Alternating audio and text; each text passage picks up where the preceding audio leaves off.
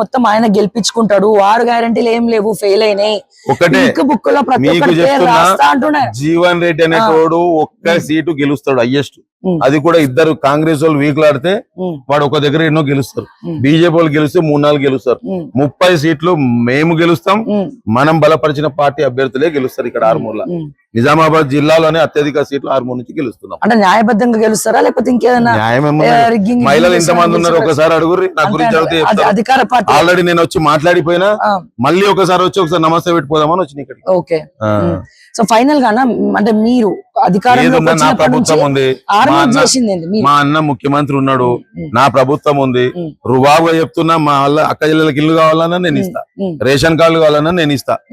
ఈ రాకేష్ రెడ్డి ఏంటంటే పొద్దున ఒకటి సాయంత్రం ఒకటి చెప్పినా కదా, ఎప్పుడు ఏం చేస్తాడంటే ముఖ్యమంత్రి గారి మీద, మన ఇన్ఛార్జ్ మంత్రి గారి మీద, ఒక్కోసారి ఏం చెప్తాడు, ఆ సీతక్కకి ఇక్కడేం అవసరం అంటాడు. ఇప్పుడు ఆమె ఇన్ఛార్జ్ మంత్రి ఆఫీసర్ల ముందు మాట్లాడతాడు, అందరి ముందు చిన్నగా మాట్లాడతాడు. ఇక ఆడేదో పెద్ద ఇది అనుకుంటాడు.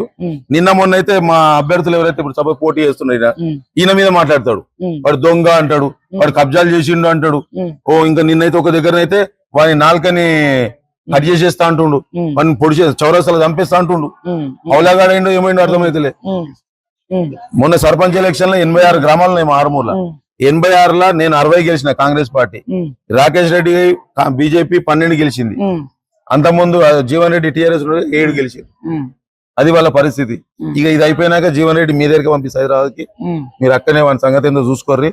ఇక రాకేష్ రెడ్డి అట్టే తిరుగుతాడు, ఇక్కడ ఏం పని లేదు ఆయనకి.